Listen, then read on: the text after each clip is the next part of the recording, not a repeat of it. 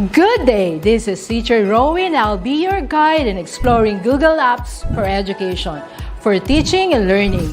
In Google for Education, teachers can connect and collaborate easily while staying on task. It gives teachers the freedom to spend more time personalizing the learning experience and less time managing it. Students can learn essential skills such as 21st century problem solving, which they can use it in their future careers.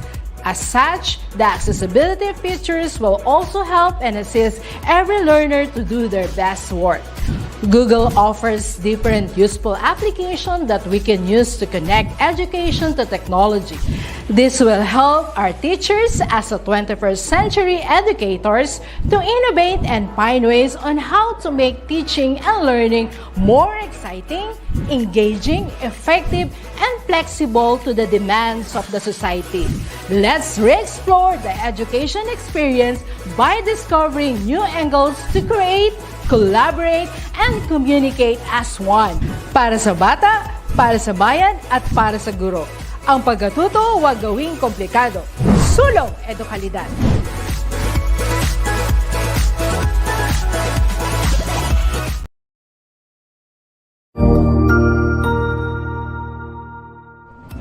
Magandang araw, Sir Wilbur po, at your service. Narito ang ETUlay upang gabayan ka sa inyong pag-aaral upang lubos na maunawaan ang iba't ibang paksa o subject. Ang ETUlay ay isang free online tutorial class na pinangungunahan ng DepEd Educational Technology Unit sa pamumuno ni Undersecretary Elaine Del B. Pascua. Ang programang ito ay hindi lamang para sa mga bata, kundi ito rin ay magsisilbing gabay sa mga magulang at mga guro kung paano nila ituturo o gagabayan sa bawat asignatura ang kanilang mga anak o mga estudyante. Sa kasalukuyan, ang self-learning module mula sa rehiyon ng Calabarzon at kilala sa tawag na Pivot ang ginagamit sa ating ETUlay online class. Kaya ano pang hinihintay ninyo? Ihanda na ang inyong mga ballpen o lapis, papel o kwaderno at samahan kaming itulay ang pagkatuto para sa bawat batang Pilipino. Sama-sama tayong magtutulungan para malampasan ang mga hamon sa panahong ito. Halina't matuto kasama ang inyong online tutor sa oras na ito.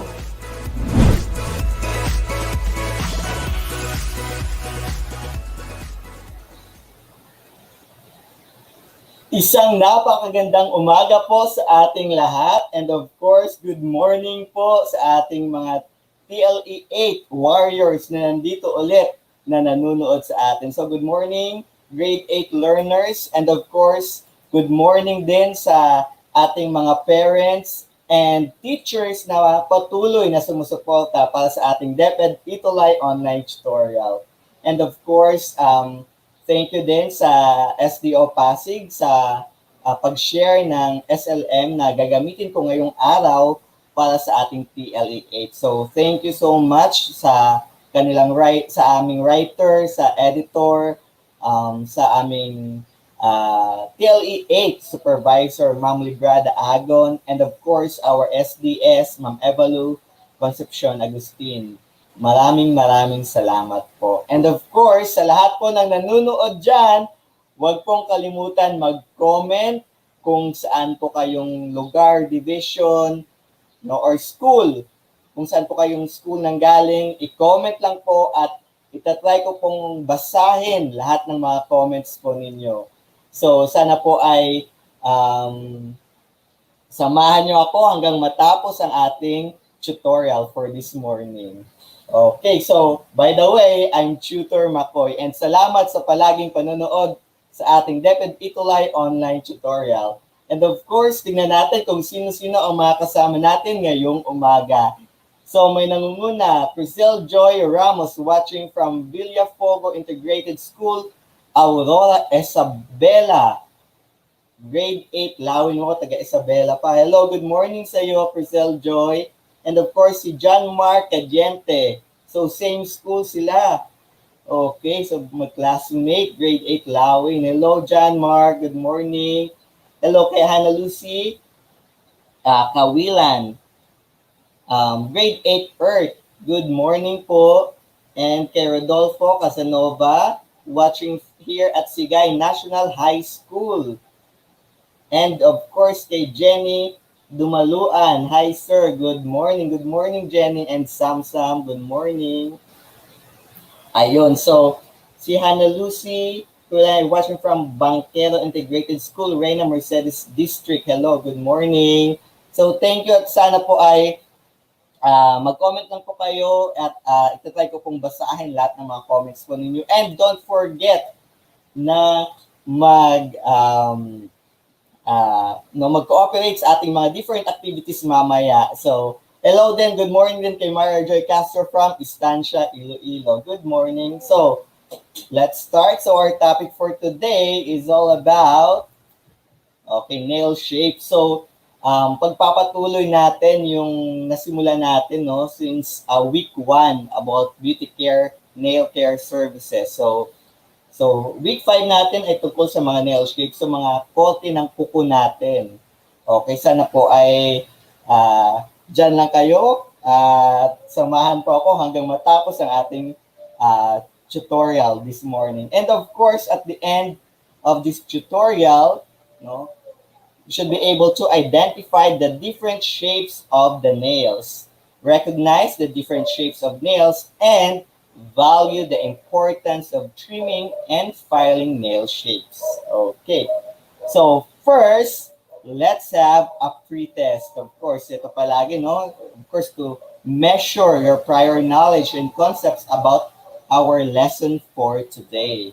And of course, start na tayo ng pretest. So, ang gagawin lang ay identify the names of the following nail shapes. So, meron tayong pagpipilian dyan para hindi po tayo mahirapan. So, meron tayong square, oval, round, oval, square, stiletto, or point. Okay. So, for number 1, ano kaya yung tamang sagot? Anong nail shape yan, yung number 1? So, paki-comment ng inyong sagot at babasahin natin yan. So, sana po ay lahat ay mag-cooperate, So, yan. Very good si Ana Lucy. Ang sagot niya ay square, oval. Okay. Tingnan natin mamaya kung tama. So, antayin natin yung ibang sagot. Okay. So, wag pong mahiyang sumagot sa ating mga activities at tayo po ay matututo talaga ngayong umaga tungkol sa different nail shapes. Okay. So, tingnan natin ang tamang sagot for number 1. Okay, sumagot din si Jenny Dumaluan. Ang sagot ni Jenny naman ay square. So, tingnan natin kung sino may tamang sagot. Don't worry, pretest pa lang ito. Okay, so, ang tamang sagot ay square. Okay, very good si Jenny. Yung sagot din ni Marjorie ay square, oval. Pero ang tamang sagot po natin ay square. For number 2, ano kaya yung tamang sagot? Don't worry sa mga nagkakamali. It's okay. Kasi pretest pa lang naman tayo. Okay, ang sagot ni Hannah Lucy for number 2 ay oval. Okay. So, tingnan natin ang sagot for number 2. So, ang sagot ni Hannah Lucy ay oval. So, sa lahat po na nanonood dyan, huwag pong mayang mag-comment para sa ating mga activities. So, okay. So, for number 2, ang tamang sagot po ay oval. Okay, very good si Hannah Lucy. And for number 3, ay lumabas yun. Okay, for number 3, ang tamang sagot dyan, okay, ang sagot ni Hannah Lucy ay stiletto. Okay. Ang sagot for number 3 ay okay, so stiletto or point. Okay, so medyo matulis yung kuko. Okay. So tama rin yung kaninang sagot ni Mary Joy Castro for number 2 na oval. Okay. For number 3 naman, yung shape na yan ay stiletto or point. And for number 4 na tayo, ano ang tamang sagot? So, meron lang tayong natitira na round at saka ano ba ang kulang ng square, oval or squoval, pinagsamang square at oval, squoval. Okay, so for number 4, ano kaya ito? Round ba to or square oval? For number 4. Okay. Paki-comment lang po na inyong sagot. Of course, for number 4, ang tamang sagot po ay, huwag mahiyang sumagot sa ating mga pretest. Okay, ang sabi ni Hannah Lucy ay square oval. Okay, so tingnan natin kung tamang sagot ni Hannah Lucy. Okay, very good. Ang galing. Okay, tama rin si Jenny Dumaluan, square oval. Okay. So, thank you sa inyong pagsagot. And of course, for number 5, ang natitira na lang ay round. Okay, so, yan po yung pag-aaralan natin yung different nail shapes. So, yan po yung square, yung oval, yung stiletto or point, yung square oval or squoval, and then round. So, yan po yung pag-aaralan natin ngayong umaga. Okay. So, tama si Hannah Lucy. Okay, for number 5. So, let's go now first sa ating recap. Okay. So, our previous lesson is all about the parts of nail. Pinag-aralan natin last Friday, no? Yung tungkol sa parts ng nail. Okay. So, tingnan natin yung number 1. Okay, so meron tayong word jumble dyan and then merong definition sa taas. So this is the end portion of the nail plate which extends beyond the fingertip. Okay, ano kaya yan? Ano kaya yung tamang sagot dyan for number 1 sa ating recap? Kasi last week, no? Last Friday, pinag-aralan natin yung parts of nail. And sana ay hindi nyo pa nalilimutan ang ating lesson. Okay. So, may sagot na si Hannah Lucy, si Myra Joy. Okay, ang sagot ni Myra Joy ay free edge. Okay.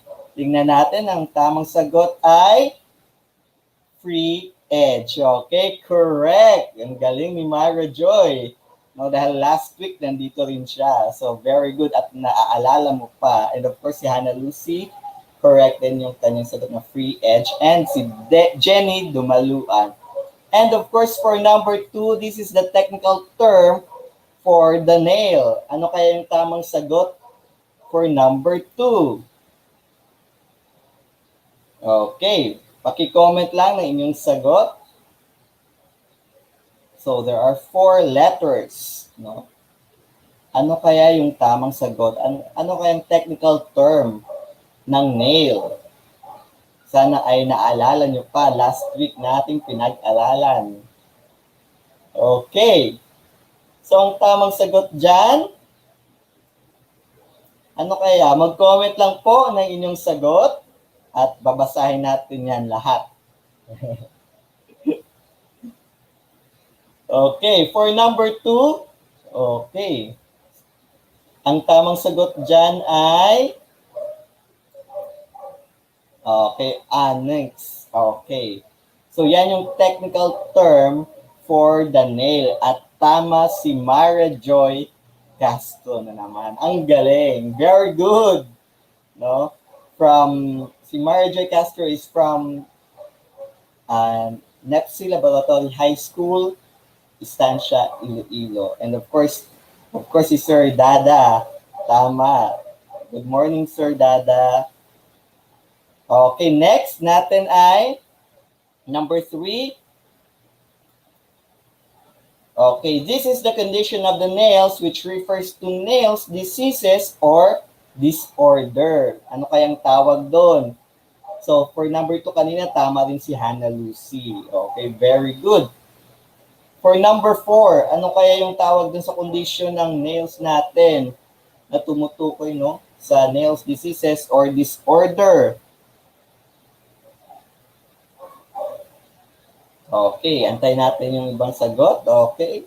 So, alam naman natin, no, na pinag-aralan natin yung parts of nail last Friday at sana ay hindi nyo pa nalilimutan.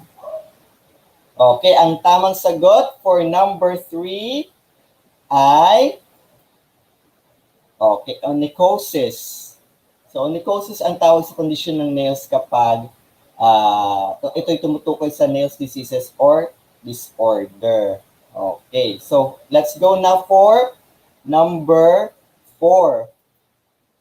So, this is the visible portion of the nail that is attached to the nail bed. Ano ang tawag kaya doon yung naka-attach sa nail bed? No. So, ito yung nail bed natin. Ano ang tawag dito? Okay. So, this is the visible portion of the nail that is attached to the nail bed. Of course, yung nail bed natin, yung skin natin na composed ng dermis and epidermis. Okay, for number 4, ang tamang sagot dyan ay wow, good morning sa iyo, Gabriel Kerubin. Nandito na ulit si Gabriel. As always, no, present, perfect attendance lagi. So, ang tamang sagot, no, may sagot si Gabriel Kerubin, si Ana Lucy, si Maria Joy Castro. Ang sagot nila ay nail body. Okay, and that is correct. And for number 5, this is the beginning of nail found at the base and is embedded underneath the skin. Ano kaya yan? Okay, for number 5. Okay, last for our recap before we will start our lesson. Good morning po, Tutor McCoy, watching and following from San Agustin Elementary School, Quezon City, grade 6 to. Nga, grade 6 pa lang po si Gabriel, pero palaging nanonood ng different online tutorial. Ang galing talaga ni Gabriel. So, thank you so much, Gabriel, sa palaging panunood ng different online tutorial natin. So, thank you. Okay lang yan, na-late daw siya. Okay lang yan. Okay, and for number 5, ang sagot ni Hannah Lucy ay nail root. Of course, si Sir Dada, nail root. Si Mariger, nail root. And si Gabriel ay nail root. Okay, tingnan natin yung tamang sagot ay very good, nail root. So, lahat ng sagot ninyo for number 5 ay tama. Okay, so congratulations. Salamat sa inyong kooperasyon for our pretest. And sana wag kayong magsawang sumagot namaya sa ating activity at post-test pa. Meron pa tayo. And now, let's go to our lesson for today, which is all about the types of nail shapes. Okay, kulang. So, types of nail shapes. First, ang nauna dyan ay nakikita nyo ay oval. So the narrow sidewalls of the oval create an elegant shape for women. Oval shapes command both wide and narrow nail beds and add length with a graceful tip. Okay. So, to achieve, no, para ma-achieve natin yung perfect na oval shape, no, file side walls straight and make sure na they are even. Then shape the side walls into a rounded oval, making sure na yung angles are equal on each side para ma-achieve mo yung oval shape na yan. Okay, so good morning din kay Jane Richel. Good morning sa'yo. And of course, for ang second natin na shape ay bago tayo dumako sa pangalawang shape, no, it is very important, no, na before you start to perform on your client's nail, no, both of you should have concurred on the best nail shape, no. It should follow that the fingertips for a more natural effect dapat. It is advisable for people who perform work mostly with their hands to have a shorter nail to avoid cracking and injury. Okay, so yun lang. So, sunod na tayo sa pangalawang shape natin ay round. So, tignan nyo yung shape, no, ng kuko. Kasi mamaya, yun yung lalabas ating activity and post test. So, yung definition niya at saka yung shape, no? Important yung mga shape ng nails ay matandaan ninyo. Okay. So, for number 2 ay round. So, one of the most conventional shapes of the bunch. So, the round shape is ideal for men and those who like to keep short nails. So, katulad sa akin, gusto ko ganyan, no? Maikli lang. So, this shape is favorable for wide nails and gives the vision of a thinner nail bed. So, file the side wall straight like a square and then round the free edge into the perfect circle para ma-achieve natin yung round shape na yan. Okay. So, third na shape ay stiletto or point. Okay. So, good morning din. Watching from SDO Pasig City ALS Unit sa dati kong kasamahan sa ALS, no? Sir Danilo A. De Vera. Good morning, sir. At sa lahat po ng mga ALS implementers ng Pasig City, good morning po sa inyong lahat and miss ko na kayong lahat. Okay. So, for number 3, stiletto or point. So, pointed nails are ideal for acrylic and nail art designs, especially in Eastern Europe and Asia. So, although it is not recommended, no, for daily use kasi nga medyo sobrang tulis, no, at baka makasugat. So, it is not recommended for daily use. This extreme shape can lengthen and extend the fingers. So, file the side walls evenly and tapered until you reach the desired tip, no, kung yan yung gusto mong shape. No? So, sobrang tulis ng stiletto or point na shape ng nail natin. And of course, ang pang-apat natin ay square, oval, or tinatawag natin, so pinagsama natin yung dalawang word na square at oval, nagiging squoval. Okay. Combining the elegance of the oval with the strength of the square. So the squoval is a popular nail shape for most fingers. So, yan po yung squoval. Okay.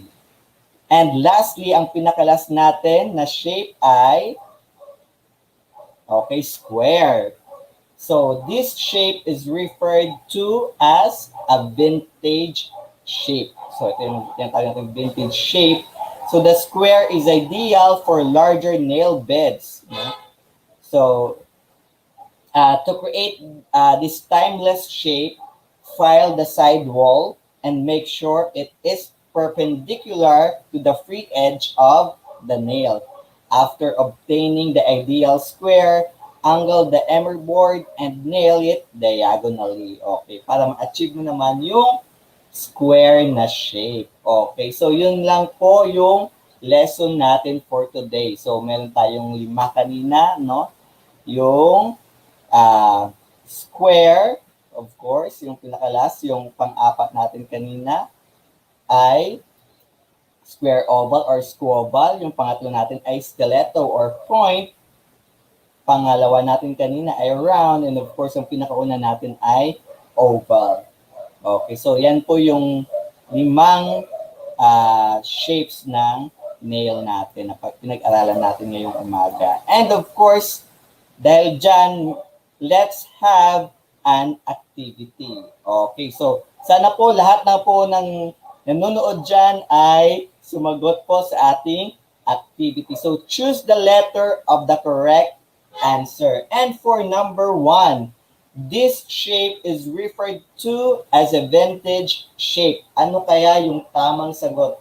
Square, letter A ba? Square, B, oval, or C, round? So, paki-comment lang po ng tamang sagot po ninyo. So, letter lang ang kailangan. Okay, so ano kaya yung tamang sagot? So, sumagot si Gabriel. Ang sagot ni Gabriel ay letter A.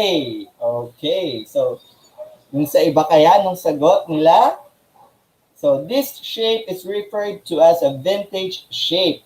Ang sagot din ni Maria Joy Castro ay letter A. So, tingnan natin kung tama ang inyong mga sagot. Okay. So, ang tamang sagot for number 1 ay... Okay, very good. Si Gabriel Carabin and Myra Joy Castro. Letter A. Okay, at sa lahat po na nanonood dyan, no, mag-comment lang po ng inyong sagot. So, huwag pong mahiya, no, na sumali sa ating mga activities. Okay, and for number 2, a narrow sidewalls of this shape create an elegant shape for women. Ano kaya yung tamang sagot for number 2? So the narrow sidewalls of this shape create an elegant shape for women. So square ba, oval, or round? So kanina, sinabi ko yan kanina kung ano yan, kung anong shape yan. So, good morning sa aking mga kasama dyan sa ALS implementers, no, sa Pasig City. Of course, nanonood, nakasama ko kay Sir Danilo de Vera and sa kanyang asawa, si Ma'am Catherine, good morning. Kay Ma'am Christine Bansuela, kay Ma'am Meryl Sabiquel, good morning po sa inyong lahat. And of course, yun, number 2, may sagot na si Myra J. Castro and si Gabriel Carabin. Okay, ang sagot nila ay letter B, oval. So, tingnan natin kung tama ang inyong sagot for number 2. Okay, oval, very good. Okay, ang galing nitong dalawang to, si Gabriel Carabin at Myra Joy Castro. And thank you for answering, no? So, sa lahat dyan, na nanonood, mag-comment lang po, no? Okay, and for number 3, pointed nails are ideal for acrylic and nail art design. So ano kaya to? A, squoval, B, stiletto, and C, oval. Okay. Paki-comment po na inyong sagot. And hello also kay Ma'am Lalaine Batislaong, good morning. Kay Sir James Mangibin, good morning po.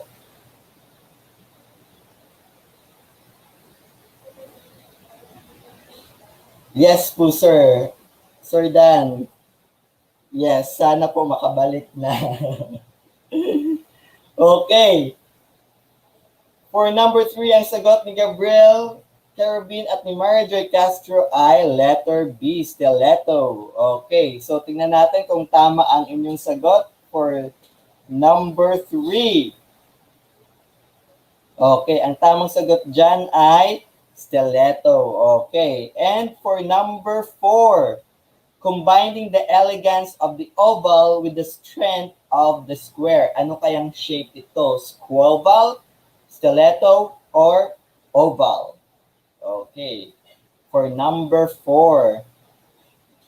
So, ini-encourage ko po yung lahat po na nanonood dyan, no, na lalo na yung mga grade 8 learners na kanina na nag-comment, no, huwag po kayong mahiyang sumagot sa ating mga activities. Okay, yes, of course, Gabriel, masaya po magsagot dito po sa ETUlay. Oo nga. And masaya na may matutunan pa kayo, no? Marami pa kayong matututunan sa ating DepEd ETUlay online tutorial. Okay, so thank you. Yes, ang sagot ni Gabriel Carabin at ni Myra J. Castro ay letter A, squoval. Okay, ang tamang sagot for number 4 ay squoval. Hello, John Lester Malazarte. You're welcome. Okay, and for number 5, one of the most conventional shapes of the bunch, the round shape is ideal for men and those who like to keep short nails. Okay, so hindi ko medyo edit yung tanong. Okay, so ano kaya yung tamang sagot, no, for number 5? Ito yung most conventional shapes, no, at ideal sa lalaki. Okay. Ang sagot ni John Lester ay A. Ayun, for number 4 siguro yun. Okay, ano kaya yung for number 5? Ang sagot ni Myra J. Castro ay letter C at ni Gabriel Carabin ay letter C. Okay, so sa lahat ng grade 8 learners dyan kanina na nanonood, Paki-comment lang po ng inyong sagot. Yan, si John Lester ay letter C din. Okay, so ang tamang sagot for number 5 ay letter C. Very good. Okay, so maraming salamat sa pagsagot sa ating activity. And of course, to wrap up everything about our lesson for today, no, about the nail shapes. So the shape of the nail is important because it helps to show your style and personality. This is why there are so many different shapes to choose from. So we are all different, and we are all we are all different, and we like different things. Okay. And for now, no, tungo na tayo sa ating post-test. Okay, ito. Kayo na mismo sasabi kung anong nail shape siya. And for number 1, ano kaya yan? So, meron tayong 5 pinag-aralan ngayon na nail shapes, no? So, for number 1, ano kayang shape yan? Oval ba yan? Stiletto? Round? Square? Or squoval? So, pakisagot lang po ng inyong sagot. Paki-comment lang at babasahin natin yan. Okay, and huwag pong kalimutan, sa susunod po ulit na Friday, magkita-kita po tayo ulit. At sana po ay yung mga kaklase nyo, no, na mga iba pang grade 8 learners, no, sabihan ninyo na tuwing Friday, tuwing 9:25, start na po yung ating DepEd ETUlay online tutorial for TLE 8. Okay, and for number 1, may sagot na si John Lester Malazarte. Ang sabi niya ay oval. Okay, ang sagot naman ni Gabriel ay round. Okay, so tingnan natin ang tamang sagot for number 1. Ang sagot din ni Mario Joy Castro ay oval. Okay, so tama si Mario Joy and John Lester. Okay, and for number 2. Okay, anong shape naman kaya yan ang for number 2 natin? Okay, so okay lang yan na magkamali, no, sa pagsagot. Walang problema.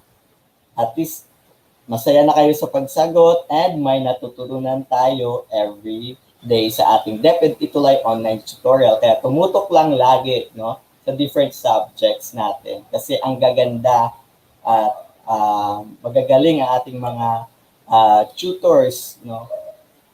So, palaging manood ng DepEd ETUlay online tutorial. And of course, for number 2, ang tamang sagot ay, okay, may sagot si Gabriel Carabin and Marjorie Castro. Ang sagot nila ay square. Okay, tingnan natin ang inyong sagot kung tama. Okay, and the correct answer is square. Very good. And for number 3, ano kaya yan? Okay lang yan, Gabriel. Walang problema. Okay, and for number 3, ano kaya yung tamang sagot dyan? And of course, for number 2, tama rin si John Lester Malazarte. Yes, Gabriel, meron pa rin tayong ETUlay session, no, next school year. Hindi po ito mawawala, no? And magle-level up pa yung DepEd ETUlay natin. So, kaya abangan po ninyo. Okay, and for number 3, ang sagot ni Gabriel ay stiletto. And of course, same sila ng answer ni Maria Joy Castro, stiletto also.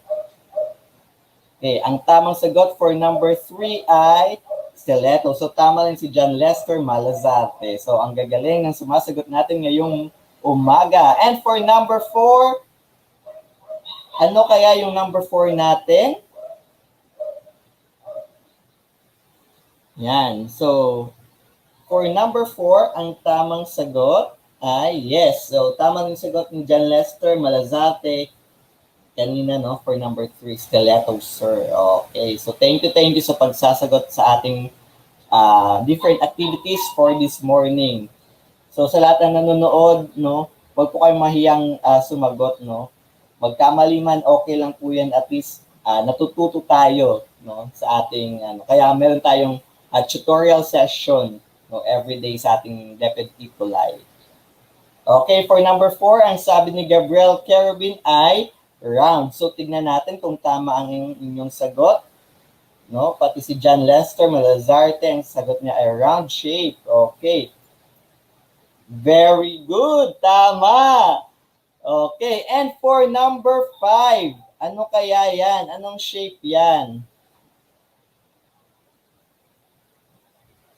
Anong shape yung for number 5? Okay. So, yes, tama ka, John Lester. Wag ka round shape, sir. Okay. So, maraming salamat at natutuwa rin ako na nag-e-enjoy kayo sa pagsagot, no, ng ating mga different activities at nakakatuwa at natutuwa talaga ako na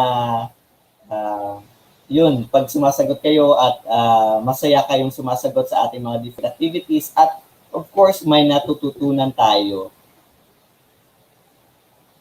Okay, ang sagot ni Mary J. Castro for number 5 ay square, oval, or squabble. Okay, so para hindi po mababad sa games po, dito na sa ETUlay magsagot. Okay, yes, tama yan, Gabriel. Kaysa mag-ML, kaysa sa mga kung anong games dyan, no? Manood ng DepEd ETUlay online tutorial at marami kayong matututunan dito. Okay, so ang sagot din ni Gabriel Carabin, square, oval, and of course ni John Lester Malazarte. Okay, so ang tamang sagot for number 5 ay squabble or square, oval. So tama ang inyong mga sagot. So thank you so much for answering our different activities for this morning. At natutuwa ako na sinamahan nyo ako hanggang matapos ang ating online tutorial for TLE 8. And thank you so much, no? So sana po sa susunod na Friday, no, samahan niyo po ako ulit, no. Masaya pong magsagot at marami po tayong matututunan. So, thank you, and up next po si Tutor Jade for TLE 9. So, stay safe, thank you so much, and goodbye. Maraming salamat.